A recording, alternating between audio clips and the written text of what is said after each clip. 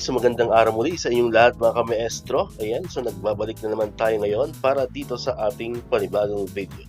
Pero bago natin talakayin itong ating video natin ngayon mga ka-maestro, kung bago ka pa lang dito sa aking YouTube channel, huwag mong kakalimutan na mag-like, mag-comment, mag-share at syempre, i-subscribe mo na rin itong ating YouTube channel, El Maestro Sir Anton Official.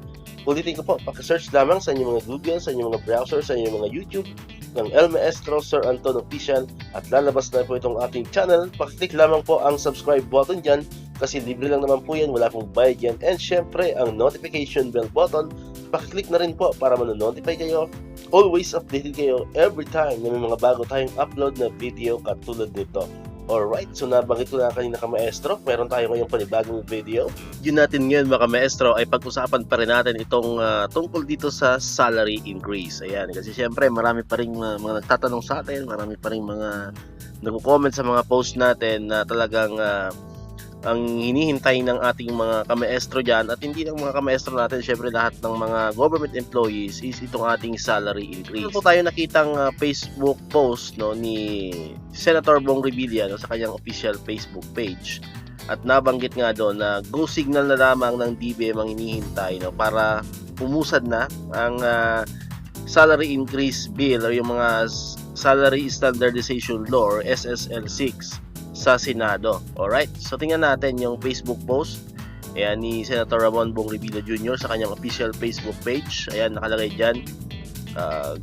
Actually, pinost to nung isang araw, nung isang araw po ito pinost, June 11. June 11 to na po sa Facebook page ni Senator Bong Revilla. Ayan. So sabi dyan, government employee ka ba? Para sa iyo to.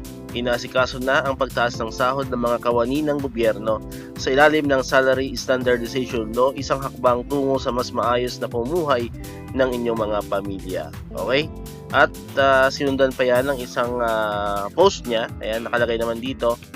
Ang isa sa inaayos natin sa ngayon, hindi lang para sa mga guro, kundi sa lahat ng government employees, ay yung Salary Standardization Law. So malinaw dito mga ka-maestro na hindi lang ito para sa atin, hindi lang ito para sa mga teachers, kundi ito ay para sa lahat ng government employees. Ayan.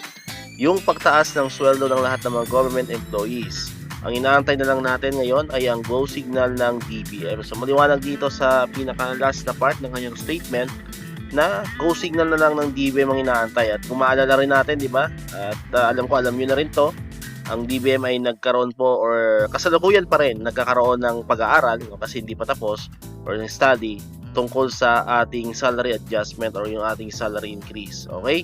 So, bakit natin binibigyan ng focus tong mga post ni Senator Bong Revilla about salary increase? Kasi sa mga hindi pa po nakakaalam, si Senator Ramon Bong Revilla Jr. po ang chairman ng Senate Committee on Civil Service, Government Reorganization and Professional Regulation. So, lahat po ng mga about sa mga government employees, especially yung mga salary increases, mga benefits ng mga government employees natin, ay isa po siya sa mga may hawak niyan as the chairman. Alright, kaya mahalaga po na malaman din natin yung mga pinopost niya po sa kanyang social media account. Alright, so far po yan po na yung ating latest development pa rin, mga updates regarding pa rin dito sa ating salary increase. Alright, and then alam nyo na rin at nabanggit ko na rin sa mga previous vlogs natin at baka nabasa nyo na rin, napanood nyo na rin na may mga nakapending po mga SSL sa Senate. Kung hindi ko nakakamali, 4 na bills po yun. Standardization Law 6, so meron po tayong 4 na nakapending sa Senado at sa tingin ko pagka umokay na ang DBM, based sa kanilang pag-aaral, ay isa doon ay uusad na at magkakaroon na kahit papano ng konting development itong ating inaasam-asam na salary increase. Alright, so dito ko natatapusin itong ating video mga ka-maestro. Kung di ka pa nakakapag-subscribe, subscribe ka na para ikaw yung unang makapanood ng mga videos na ina-upload natin, particularly yung mga videos about dito sa mga salary increases ng mga government employees. And syempre, click mo na rin ang notification bell button para manonotify ka, updated ka pag may mga bago tayong upload na videos. So muli, maraming salamat sa inyong panonood at pakikinig. Once again, El Maestro, see you on my next vlog. Bye-bye!